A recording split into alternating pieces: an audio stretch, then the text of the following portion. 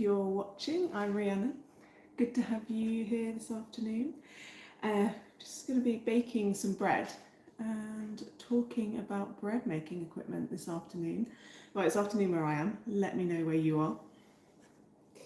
If you are joining me, say hi.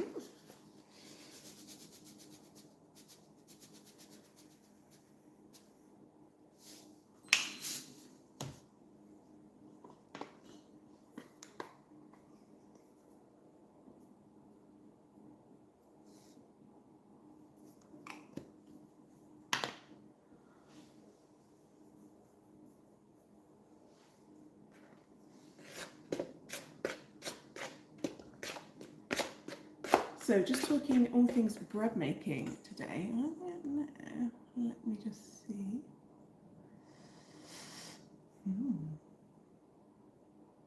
It'd be great to know if you are baking bread this weekend or if you are joining, let me know.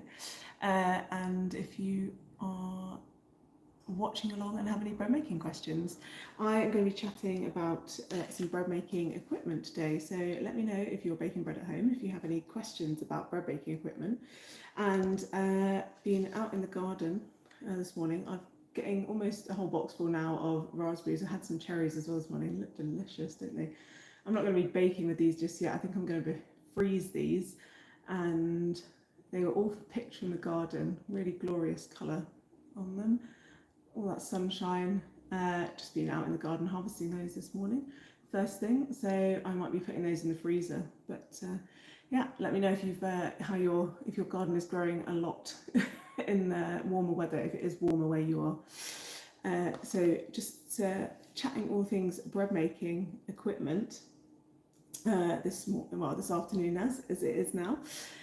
So do say hi where you're watching from or what you've got planned for this weekend. If you're in the UK, perhaps you're enjoying the sunshine, perhaps it's a warm weekend where you are, and perhaps you are listening to some live music. I know it's Glastonbury this weekend. Are you going to see some live music this summer? That's something I really enjoy going to do. So let me know if you enjoy going to see live music. I'm going to be watching some of the Glastonbury coverage, I'm sure, from the comfort of my sofa this weekend, with a clean and handy toilet close to hand and plenty of food and drink. Not to say I haven't enjoyed going to festivals before, but yeah, I think I'll enjoy it from the peace of my sofa. So do say hi. I'm just going to be chatting about bread making equipment. I'm also just making some dough for the weekend. So let me know if you're interested in baking bread at home. I'm Rhiannon, and thank you for joining me this afternoon. Do say hi. Let me know where you're from, whether it's as sunny and warm where you are as I am. It's always good to chat on these.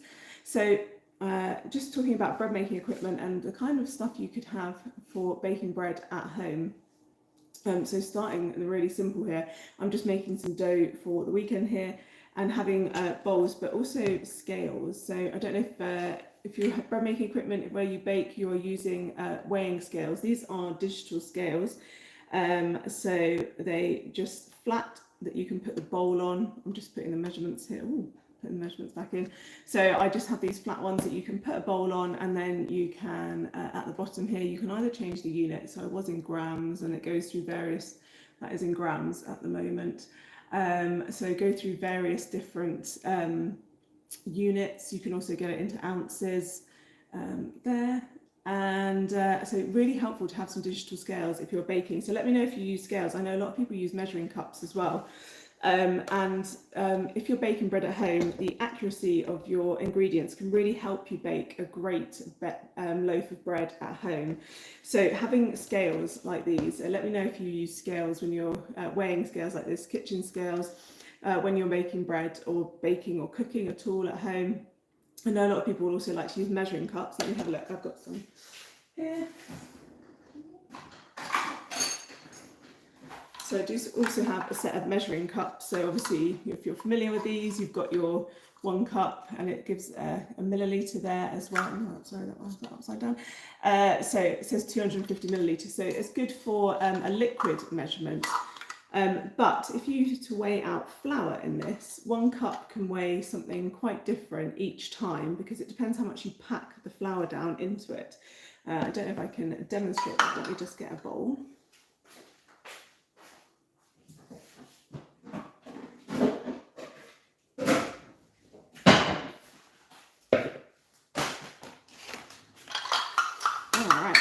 So I just tend to use there. So let me just get the grab there. So it says 1/3 of a cup on here. I probably should take all the other ones off. And I'm just going to get this flour is really, really loose. It's almost the end of the bag. It's really aerated. Let me just see how much I can get out. Might have to use a smaller one. I might not have very much left. But let me know if you use scales or if you use. Let me know if you use scales or you use cups when you're measuring. I was just saying, if you can measure out your ingredients quite accurately when you're baking bread, it can really help you bake a great loaf of bread at home. So let me know if you've got any interest in questions about your equipment at home. All right, do this instead of a cup. So I can get a whole cupful of flour in here. Right, so pretty much 1 flat cup of flour. So I've got this on 0 grams. Let me just see how much that is. So it's about 50 grams. It's probably not going to let you see that. Let me just have a look so you can believe. Let's see. 50 grams. I'm not sure if you saw that, but 50 grams of flour. And then I'll get this one, new pack of flour. So it's quite compacted. Let's just see how much of a difference it makes.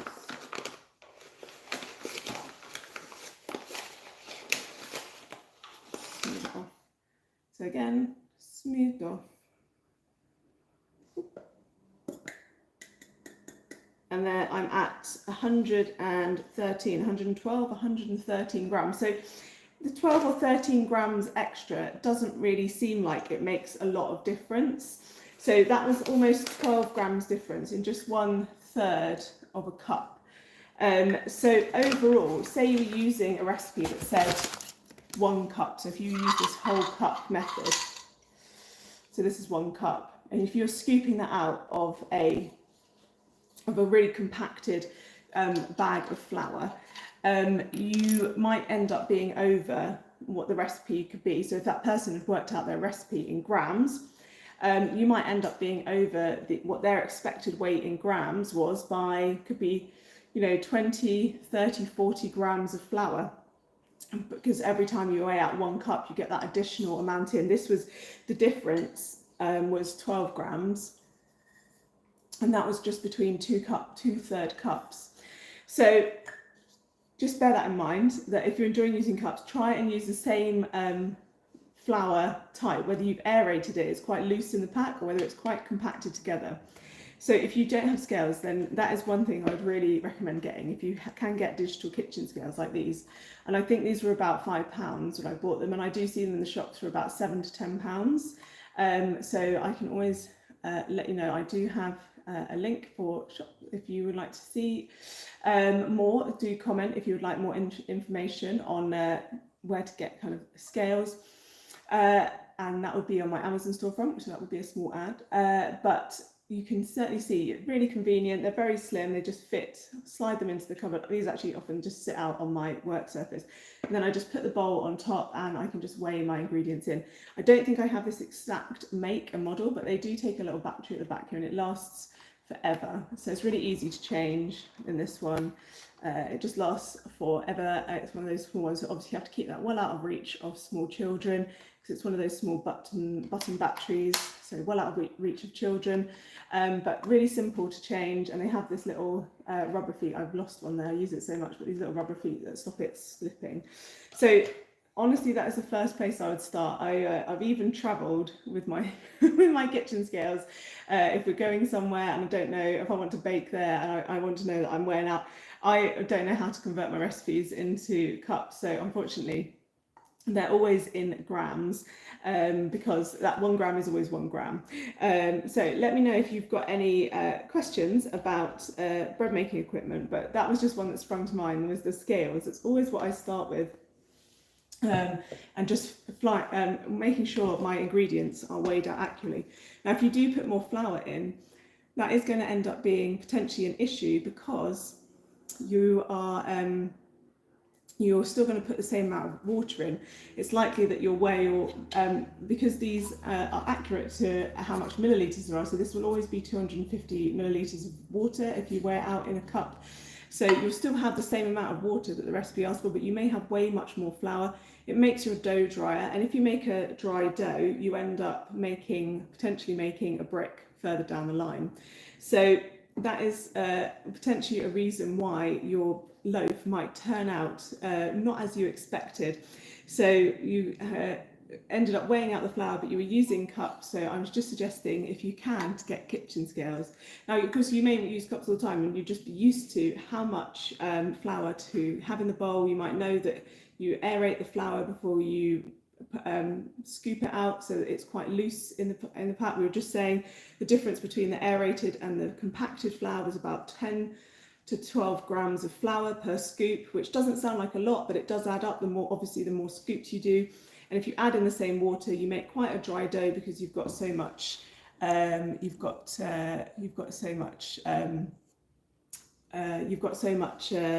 flour there that you can't put enough liquid in. You get that tight dry dough, and it doesn't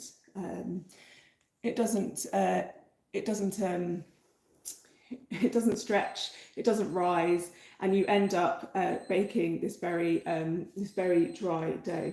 Oh, something is beeping at me. Let me just see if I can change that.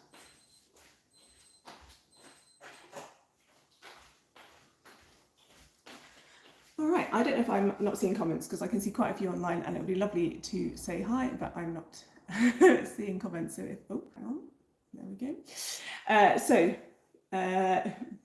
Apologies, just briefly moved away. So let me know if you are watching. Do give me a like. My apologies if you are commenting and I can't see them, because unfortunately my screen is not allowing me to. So let me have a look. Let's see. There we go. Just baking some bread and asking about bread making equipment. So we just started with some scales there. I'm just making some dough for the weekend, so I'm just going to pop in my water. But do let me know. Thank you very much. Good to see you. Oh, there we go. Hi, lovely to have you along. So very good. I'm still getting used to where the chat is. I'm very sorry. It's terrible of me. So baking bread for the weekend, just talking about bread making equipment. And let me just weigh in my water. I always weigh in the water, again with the scales, I always weigh in the water, just find it a bit more accurate. And I'm just popping that water in here. I'm hoping I put all the ingredients in. While I'm chatting away to you, I just forget what I've added. So you could have a measuring jug, but again, I'm weighing the water. You can see here on the measuring jug, it's quite hard to tell up the side here where kind of different amounts for. Obviously you've got the 10, 20 or 100, 200, so that's relatively easy. But beyond that, if you want to say do, as I've just done, 160, it's not very accurate to know where that is on that scale. I know it's really hard to see in the sunshine, instead of using the scale on there and trying to kind of get down on a level with it, I just weigh it out, and 1 milliliter of water weighs 1 gram. So you can direct convert it. If the recipe says 320 grams or 320 milliliters of water, you can just direct convert that into grams. It's not quite the same with our liquids. Obviously, they're a bit more or less dense, so it's not an exact conversion, but that is just a good one to know. All right, so I'm just making up some bread dough. All right, other equipment. So another thing I'm using here is a dough scraper. So if you've ever considered you want to make bread and you think, no, that's going to be a big sticky mess, well, one thing you can use, obviously, as you can see here, is a dough scraper, and it just brings everything together for you. Everything gets stuck to the dough scraper instead of your fingers, and you can use it also to scrape down the sides of your bowl so that you get all the ingredients into your bread dough. So it's always one that I do suggest, if you want to get into bread making, that you get some dough scrapers. They're a really useful tool for cleaning your bowl out, for kneading your dough, and for generally just making your bread, dividing up your dough, cleaning the bench afterwards, cleaning the work surface. I'm just going to put a bit more water in here. So that was coming together. Now you might think, oh, that's come together in a ball. And you might think, oh, Is that okay? And it is quite squidgy, it's quite wet in there because it's got quite a lot of moisture in it, but I'm not getting all of that flour just incorporated straight away. So I'm going to put a bit more flour in. So that was my judgment on that. You can see there's still loose flour. Do that at the bottom of the bowl. Still quite a lot of loose flour in there, and I don't want that. I think that's going to be a dry dough, which might be preferable. You might think, yeah, that's exactly what I want. It's going to be easier to handle. Unfortunately, it might be easier to handle, but your loaf will probably turn out more like a brick. So the drier your dough, the drier it gets as it bakes in the oven and as it rises. It won't rise very well because it's not stretchy and elastic as well. So just bear that in mind. All right. So always useful to have these simple bits of equipment. And do say hi if you're joining. Lovely to have you. How are you this weekend? Well, coming up this weekend, it's Friday afternoon here. It's almost gone lunchtime, so looking forward to a warm and sunny weekend. Might be listening to some live music this weekend. Well, certainly through the TV. I do absolutely love music. I'm looking forward to seeing, gosh, so much. I just saw a tiny clip of Lorde playing at Glastonbury. It looked amazing. She sounds amazing. So love those songs. Anyone else is watching any of the live music this weekend, wherever you are, then let me know. No, with me.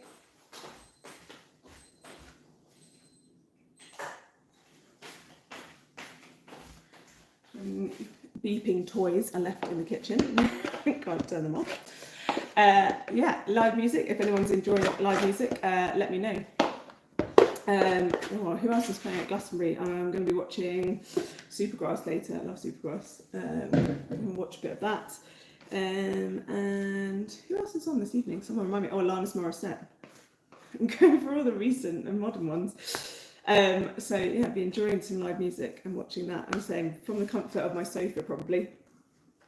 So yeah, let me know if you enjoy watching live music, and if you're doing that. Right, I'm just going to knead this. So you can see that I can knead this by hand, again using the dough scraper. And as I was saying, you can get a link to my Amazon storefront. I'll pop it in the comments after this, or you can check out, I think it's in my bio, for if you would like to check that out for more kind of information on equipment to buy when you're baking bread at home. So you can definitely knead this by hand, but let me know if you ever use a dough mixer at home, or if you think maybe you could use your mixer. If you've got a stand mixer, would you use that at home? Because it's totally possible to do that. All right, just kneading up this bread dough. So you could also use a stand mixer for this. Now, for this small amount of dough, I am making a small amount here. Just need a few bits for the weekend. I'm not making loads and loads. But do let me know if you ever use a stand mixer at home. Oh, look. Thank you. All right, so let me know if you use a stand mixer at home, or if you are baking bread at home and you use it. And if you ever do that, I will show you my stand mixer in a moment.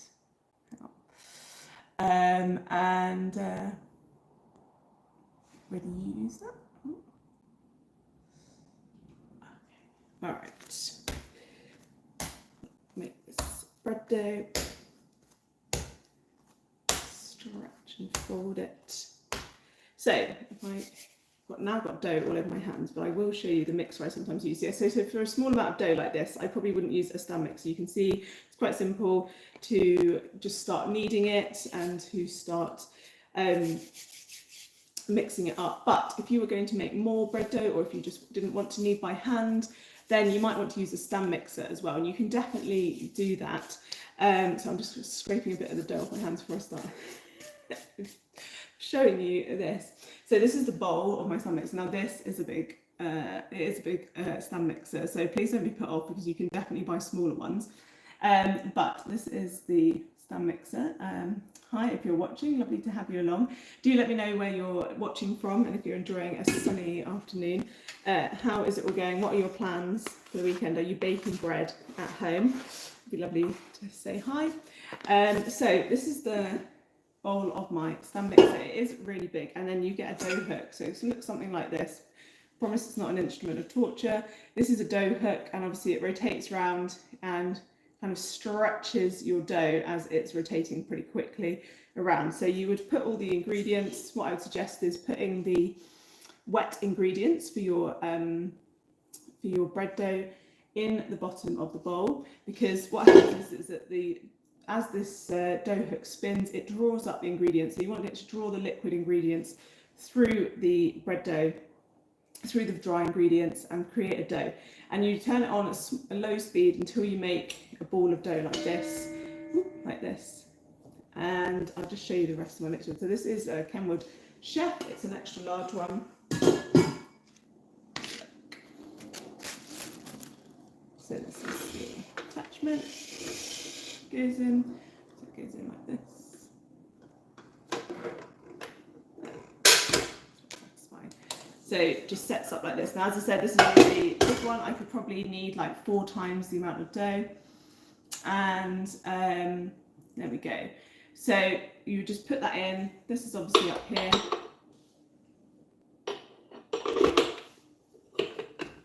That just fills in.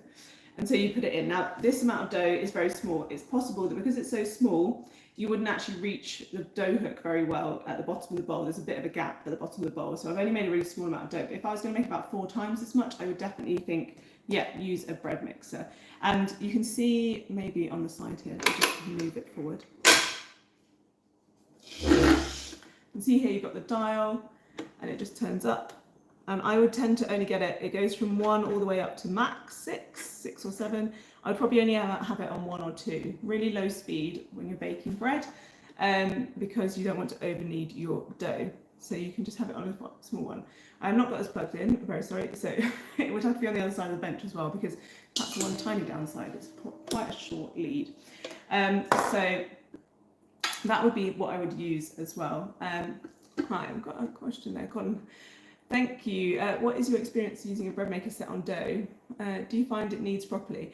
Now, I'm really sorry, Colin, I have not used a bread maker specifically, but I would suggest that, because if it makes a loaf of bread that's well risen and is well kneaded, so what I mean by that is when you cut into it, you do get a nice crumb, so we say, the structure in it. So if you do have a bread maker already and you're happy with how the bread is turning out, then some of them I know do have a setting where you can set it to just knead the dough, and then you can take the dough out of the bread maker and maybe reshape it into different shapes, or you can bake it in the oven, because I know people sometimes prefer the crust that you get in an oven. You do get that crispier, browner crust that's got that useful golden brown colouring, and it's just really gorgeous crisp crust that you only get in the oven. So it's definitely something worth trying. If you've already got a bread maker, see if it has a dough setting where it just makes the dough and obviously doesn't cook it. So then you can take the dough out. So again, it's another option, that's a bit like having this. So this is a Kenwood Chef.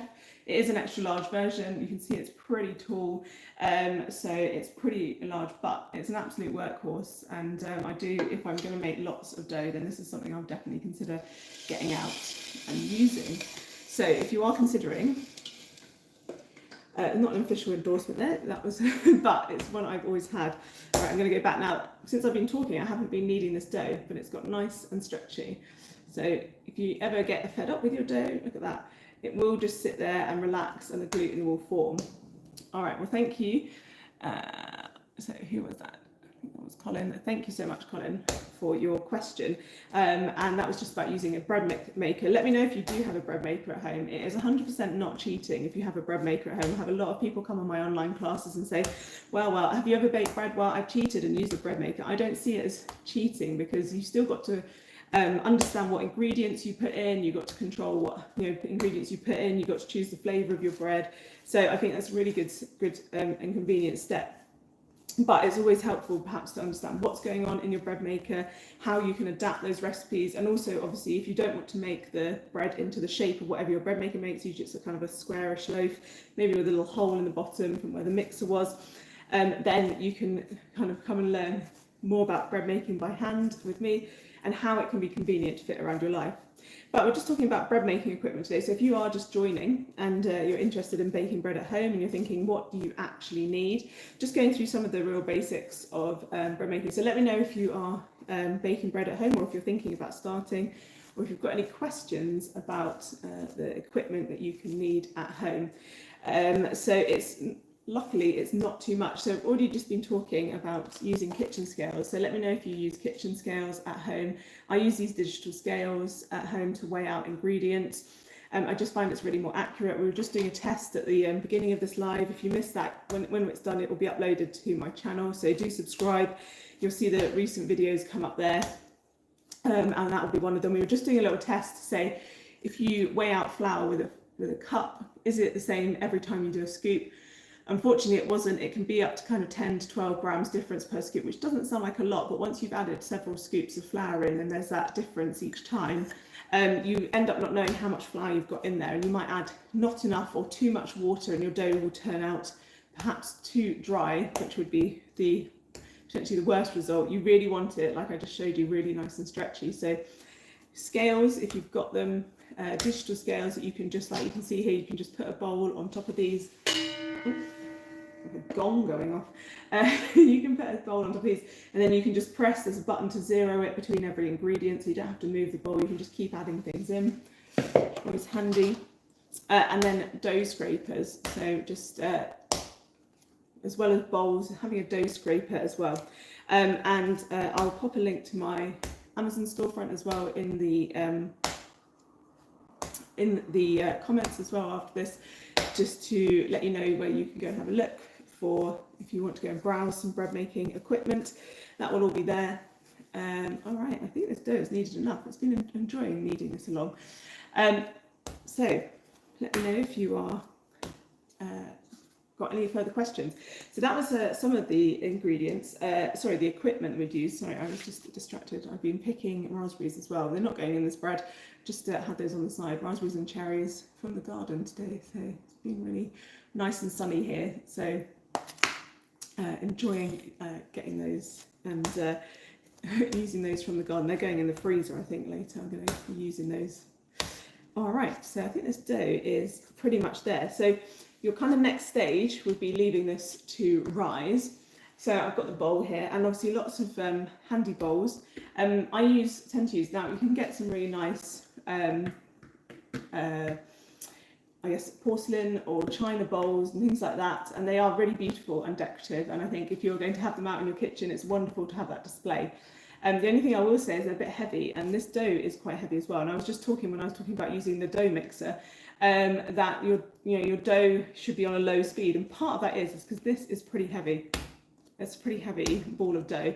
It's going to make a small loaf of bread, so dough is pretty heavy. So if you then add that into a heavy mixing bowl, then just be aware that it can all get quite a lot if you need to move it around the kitchen. So that is just one thing to consider. The other thing about having these bowls is that you can see through it. So you can see the changes to your dough, even if you don't want to uncover it, you can actually have a look. And at the moment, obviously, it's just, you can't really see it. But once this rises, I haven't got a risen one, but it will rise out to the sides of the bowl. You'll be able to see the little holes of gas in it as well. So it's just really helpful as well to be able to do that. I fully appreciate some people don't like to use plastic, so that might not be for everyone, but perhaps if you can find like BPA-free ones. I can just say if you can get mixing bowls that you can see through, they're really useful and lightweight as well, and potentially easy to clean. So normally what I would do with this is leave it. Total hack. If you don't want to wash up after your after you've made bread, don't. Just leave the bowl for a bit and it will dry. That bread dough will dry pretty quickly. Like you saw, I just picked off my kind of scrubbed off my hands there. It's already dried into little crumbs of dry dough. So once that's dried, scrape it off. Again, handy bread scraper. You can just scrape off the dry dough and then pop that into the bin or in your food waste. And then you much easier to clean. Don't be scraping out loads of dough into your sink. You don't want to block the sink. So it's just really handy to know that. So relatively easy to clean as well. So that was a whole range of bread making equipment, really simple bread making equipment when you are baking bread at home. And the other thing that I would have when I am leaving my bread dough to rise is plastic shower caps. Again, if you don't want to use plastic ones, you can get cotton ones. or you can get covers, maybe beeswax wraps, anything that will go over the top of your bowl, sits in place, and that is just going to hold that dough in place.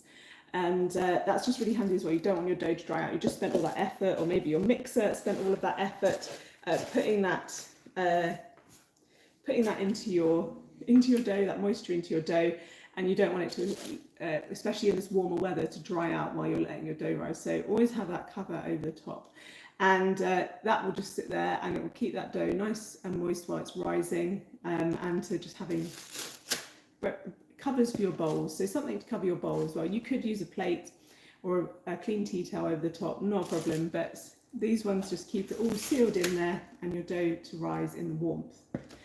So what would happen when your dough rises? So a little bit more equipment will be about your baking. So try and get as much of this dough off. Let me know if you're watching, if you've got any questions as well.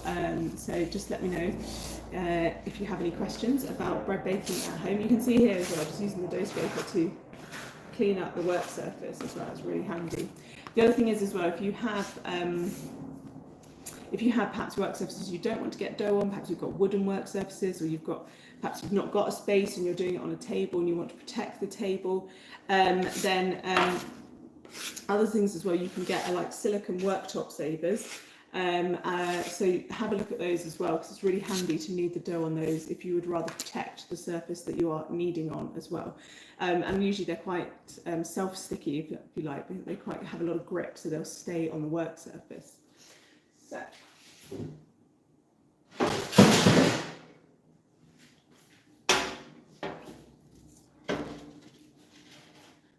So obviously once your dough is risen, you're going to want to bake it. So I've got a few things as well.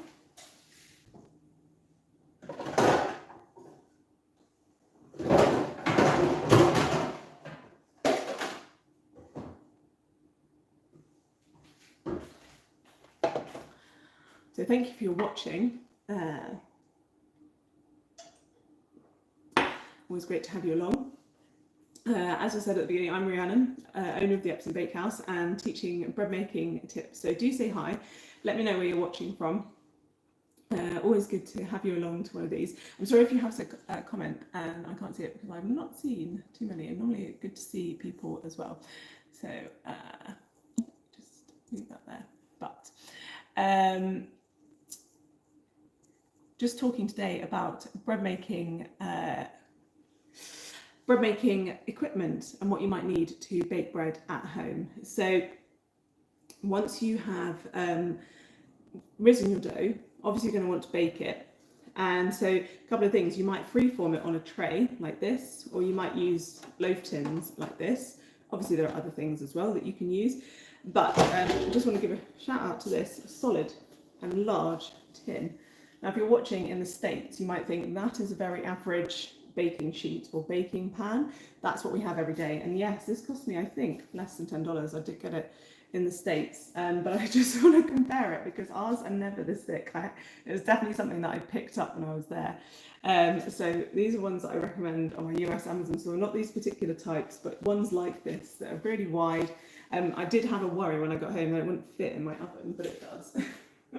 So it does. It's probably about 40, maybe just 40 odd centimeters wide. It's pretty big.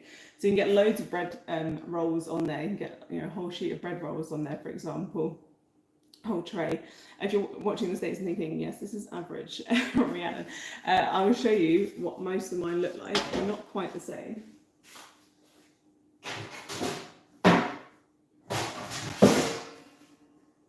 So this is probably the biggest one I have on here. So it is probably about the same size. You probably get the same amount of this one. So nice big tray. It is roughly the same. This is the biggest one I have, and it's probably slightly unusual that it's so big. So you can see how well used it is. But thinness, look how thick. This is really nice and thick. Now obviously this has got a bit of a lip to it, so it's not the entire thickness, but you can see how thick this is, whereas this is really quite thin. So I do use these, and I do enjoy baking bread, and I get really great bread off this, and I'll show you another way of doing that as well. But if you can get these nice thick bread making pans, obviously the metal is going to heat up, it's going to conduct the heat and retain a little bit of the heat, but transfer it through. So just got a really nice solid base to it. Get a great bake on your loaf. So these thin ones as well, they're great, they're nice and lightweight, they're just not that big. This is a more average sized one. You can see the difference, that's the one I normally use, it's almost half the size. So what is handy about this one is that it has no lip, so there's no edge to the baking sheet. So I can actually slide the bread dough off it into the oven. So it's a bit like one of those pizza peels. You might have seen those in pizza restaurants where they put the pizza in and then draw the tray back, and then the pizza is directly on the baking stone. So that really helps get a good bake. So really nice baking trays. Those ones are good to have if you want to be baking bread at home. Pop those all away. Keep that out. Use that later. All the dry dough, excuse me. All right.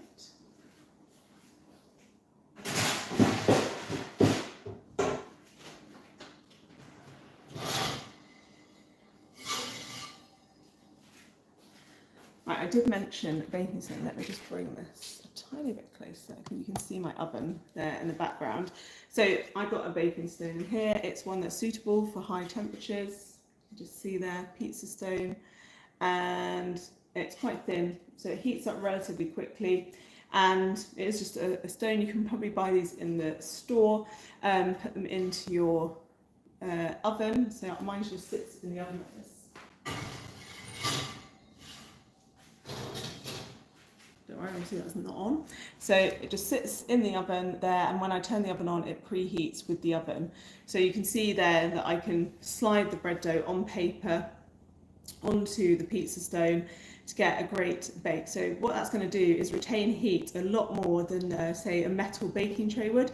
So it really heats up with the oven and retains that heat. And when you put your dough on it, so it might be on the baking tray, it might be in a tin like this, or it might be that you have the dough on paper, and like I showed you with the tray with no lip around the edge, or if you've got a peel, you can just gently slide the paper and the dough directly onto the baking stone. So it retains heat really well, and that really helps get you a great bake in the oven. So really great bake on your loaf, get an all over round bake, so baking a really nice crusty loaf.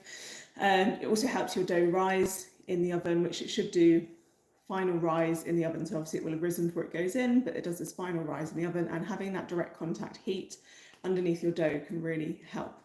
So pop that into the oven. You can obviously get square or rectangular ones as well that perhaps fill out a bit more of the space in the oven, particularly if you're putting in a tray full of dough. But that's one to think about there. So that is another one to put in. And then obviously a great oven that you can get to a nice high temperature, so good 220 degrees centigrade, like over 450 Fahrenheit, I think. Correct me if that is not the right temperature, but yeah, it's a nice hot temperature. So you really want it to heat up really high temperature. So something like 180 degrees centigrade is not going to be enough. So something that would cook a cake fine will not bake your bread properly. It won't make a great crust. Your bread might look kind of pappy and not really well risen as well. So nice hot oven as well.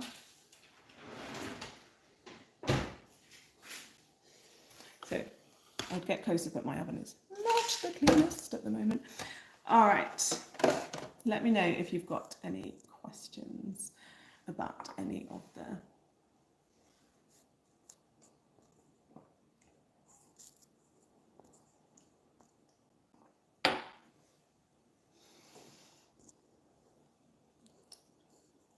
all right.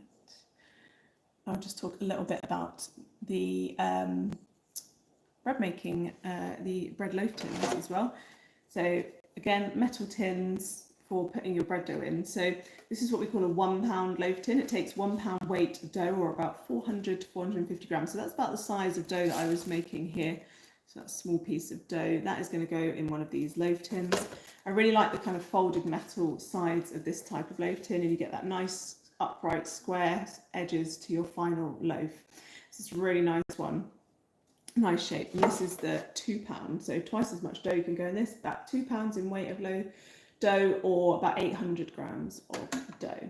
And again, weighing it out accurately and making sure you've got the right amount of dough in your tin gets you a great bake as well. So that goes back to having your scales as well. So little couple of bits there. And they're really nice. Hopefully you can get ones that don't need too much grease down the side, but you can just put a bit of butter down the side of your loaf tin to stop it sticking. See, this is pretty non-stick, it doesn't really stick. Those are really great tins. So things like that, you can see how well used this is. It's I actually inherited these, so I couldn't tell you where they're from. I really love them though. Really fantastic tins. It's lovely to have those. They're just these like folded metal ones. They're quite traditional loaf tins shape. So having some tins like that is also really useful to bake your bread with. All right, any other questions about bread making equipment? There's going to be something really key that I've forgotten. You're going to be like, no, how do you make bread without that? But some fairly simple things. And this is just about getting started. Once you get started, there's plenty of things out there that you could go and find and get, and they can make your life much more exciting when you're baking bread. Possibly one of the next ones to get once you think, yeah, I'm happy with that loaf, I'm happy with how it's going. Another one to get is potentially a bread lame or lame, L-A-M-E. It's essentially a razor blade on a stick, and you can get them in much beautiful thing. They look, some of the ones now available look really beautiful. They're a really nice tool to have, a nice gift as well if you've got a bread baker friend who would like one. You get like ones with beautiful wooden handles or circular handles. Essentially, they're used to score your loaf of bread before you put it in the oven, so you can make really beautiful patterns with them. So certainly something to bear in mind. So maybe I'll do one where I'll talk about equipment where it's once you've started, what can you can go down the rabbit hole of other equipment that you can buy, but get started with the basics that I've been talking about today and how you enjoy baking bread at home. So that was just a few basics whilst I was kneading some dough for the weekend and talking about bread making equipment. But let me know if you're watching this back as well, if you'd like any other suggestions for bread making equipment. As I said, I'll pop a link to my Amazon in the description of this live and also in the comments, so you can check it out. There's a US store and a UK store, so there is a small ad on that. It's a small commission if you do purchase through the link, but it's useful to go and browse if you're thinking, oh, I need some bread making equipment, what shall I go, where shall I go and have a look? Some suggested things there, and it has reminded me I think I need to put some more baking stones in there, so that would be another one that I add into the list. But it's been lovely to chat today all about the kind of basic bread equipment. It's use your bread making equipment at home